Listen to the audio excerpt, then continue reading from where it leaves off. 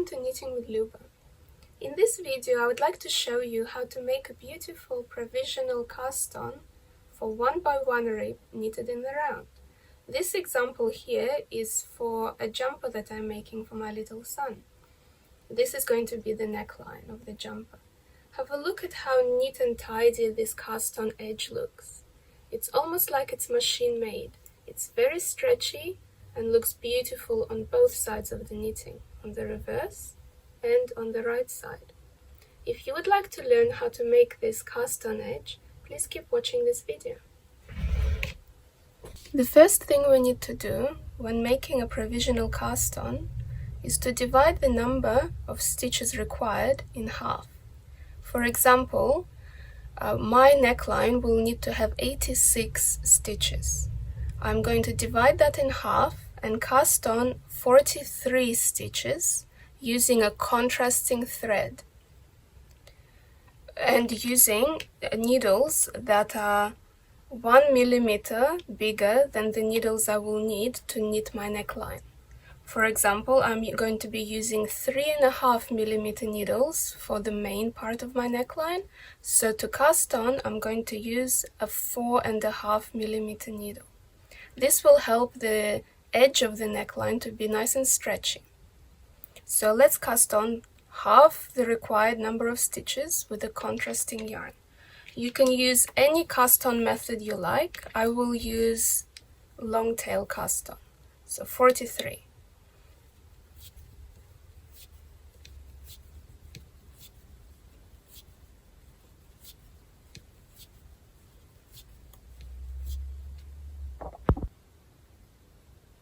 So here I have half the required number of stitches. Now what we need to do is to join them in the round. You do this as you would do normally.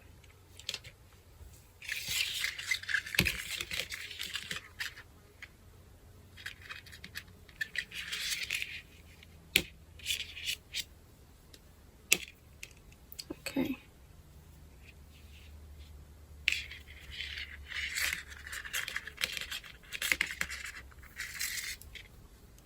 Once you join it as you would do normally, and you knit 2 rounds in stocking stitch as you normally would.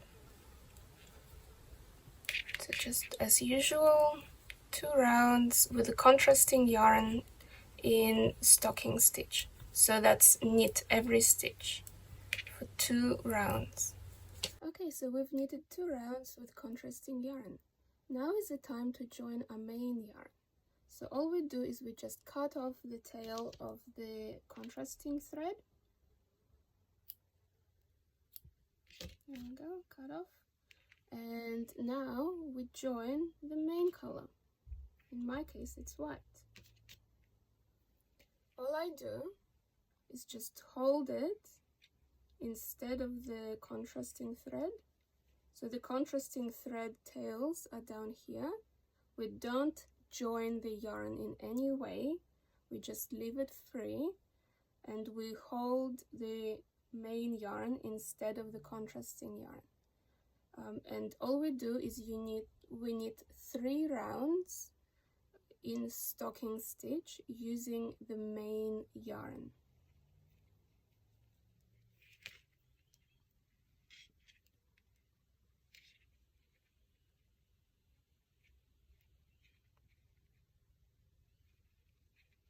So 3 rounds in stocking stitch using the main yarn.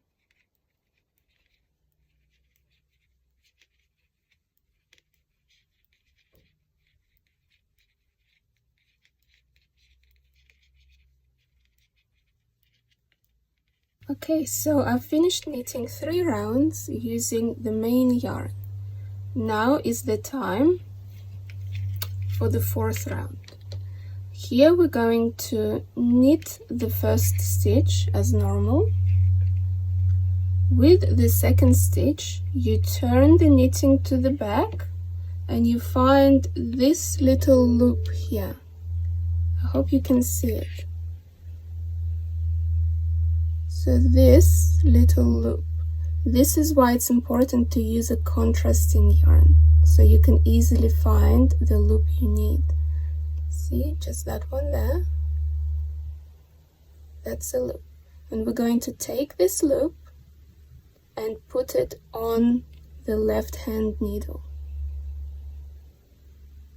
Let me do that again. This is my knitting. You turn the knitting on the back to the wrong side out, and you find, see, this is where the thread's coming from. You find that first loop. Here it is. That one, the first one. And you put that onto the left hand needle. And with this loop, we're going to purl. We're going to purl this loop. Purl and slip it off. Now the next stitch you would knit as normal. So knit one from the left hand needle. The next stitch we do the same thing again, where we turn it to the reverse and we find this loop, the next loop. Here you can see it's white. Let me show you again. Turn it on the reverse. This is our thread coming off, and you find this loop here. You place this loop onto the left hand needle and purl it. Now the next stitch we knit as normal, and then we do that again. We turn it over, find the next loop, next white loop or main color thread loop, pick it up and place it onto the left hand needle and purl it. Okay, next one we knit as normal. I'll show you one more time. Find that loop here on the back. Here it is. See? That's where the main yarn's coming from. You can see on the back here. Let me show you maybe with another needle. So this is my yarn coming off my needle. Let's just move all this out of the way. And what I'm looking for is this loop here. Here it is. See? And we take this, we pick it up, and we place it onto the left hand needle. And then we're going to purl it. So this way we're doubling our stitch count. This is why we had to cast on half the required number of stitches, because at this stage now we're doubling how many stitches we have on the needle. So I'm going to continue doing this all the way to the end. So let me do one more maybe. Knit the next stitch as normal, turn it over, find that little loop, here it is, place it onto the left hand needle and purl it. We're going to do this all the way across to the end of the round. And at the end of the round, count your stitches, and you should have the number of stitches you need for the neckline. Here I am at the end of the round. You will notice that the last stitch of the round is a knit stitch, and the first stitch of the round is also a knit stitch. Because we're working one by one rib, we need to put a purl stitch in between them. So we will do this exactly the same way we've been doing, by turning the work over, finding this loop, putting it on the left hand needle and purling it as normal. So let's do that. Purl the last stitch. Okay, so this means that the last stitch of the round is now a purl stitch and the first stitch is a knit stitch. Now is a good time to count all of your stitches and make sure you have the correct number required for for the neckline or whichever part you're making. Now that we've done this, we can switch over to our regular size needles that we will be using for the rest of the ribbing. So for me, I'm going to be using 3.5 millimeters. I'm going to switch over my needles and work the rest of the rib for the required number of rows. One thing to note is that we already have 2 rows knitted.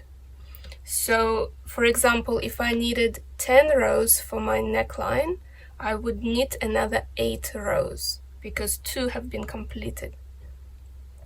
I will do that and then get back to you. So here I've worked 8 more rows of 1 by 1 rib. We had 2 rows when we finished our provisional cast on, so I worked an additional 8 rows for 10 rows total. So now what we can do is take off the provisional thread, the provisional yarn. We no longer need it.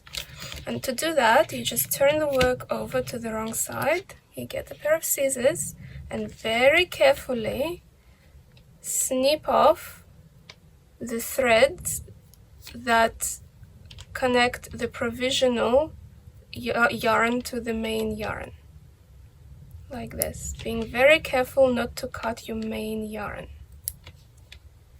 We do this all the way around and we will have a beautiful provisional cast on. See? I will do this all the way around and come back. Okay, so I've removed the provisional yarn and all we have left is this beautiful stretchy cast on edge. See? It's very nice, very clean, and this is one of my favorite cast on methods for 1 by 1 rib. And this is what it looks like on the back. Very neat, almost looks machine made. So this is a finished provisional cast on edge.